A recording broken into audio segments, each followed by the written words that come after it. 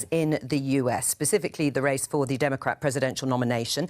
There's another candidates debate tonight, which sounds like it could be quite fiery. The field is narrowing slightly. Galen Druke is with us from the 538 podcast. You've got a model to predict what's going to happen, Galen. What is it and what does it say? Yes, indeed. We just released it last week. And what it shows at this point is that Joe Biden has a lead. He is forecasted at having a 40% chance of winning the most delegates, the majority of the delegates in the Democratic primary. In second, you have Bernie Sanders at 20%. Then you have Warren at about 15%, Pete Buttigieg at 10%. And then there's a 15% chance that nobody wins the majority of delegates because, you know, there's a lot of people running and they could divide it up in such a way that nobody gets it. But, you know, there's a lot of time between now and when the nominee is chosen. And we have a sequential process here in the states. It's a very weird one. And so, for example, the contest in Iowa, the contest in New Hampshire, could end up having a really big impact on who ultimately wins the nomination. So those are going to play a big role in mixing up those numbers in the coming months. OK. Kate, who do you think can beat Trump?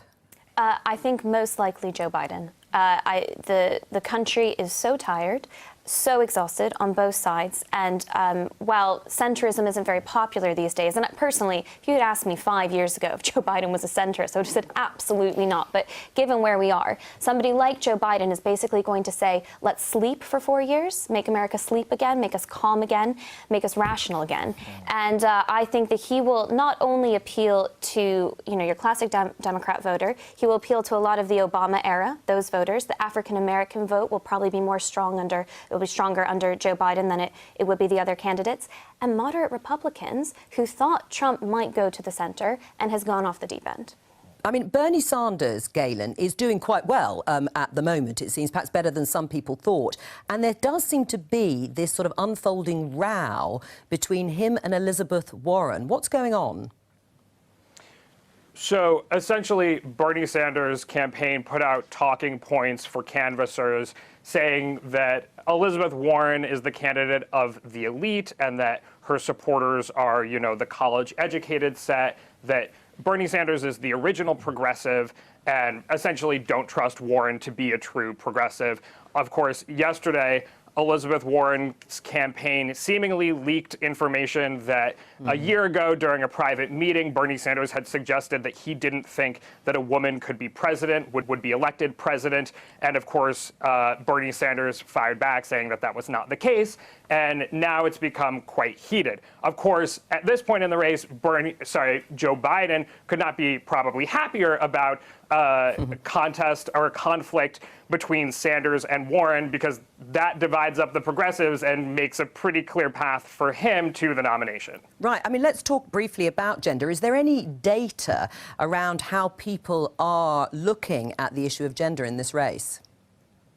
So there's data about electability in the sense that voters, Democratic voters, are prioritizing who they think can beat Donald Trump over whether or not that candidate matches their ideology to a greater extent than any recent election for which we have polling. Now, are voters doing a really great job of figuring out what electability actually means?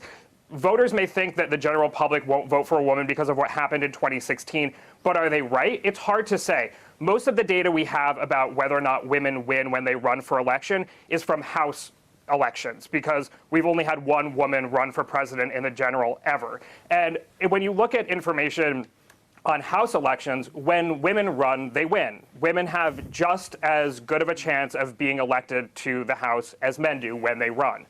And so it's hard to say whether or not voters are judging this correctly. One challenge for women in general, particularly in a general election, is that women are perceived by the general public as being more liberal. So if you're trying to appeal to your median voter, being a woman in a general election could pose a challenge for you. OK, well, that's interesting. I mean, let's talk about social media, because one of the similarities, and we're going to discuss it with the panel, between the UK and the US is about Twitter and how it's used and who uses it. I mean, it may not be used that widely in the population as a whole, but it is vocal and it is playing a big role in politics. Would you agree, Galen?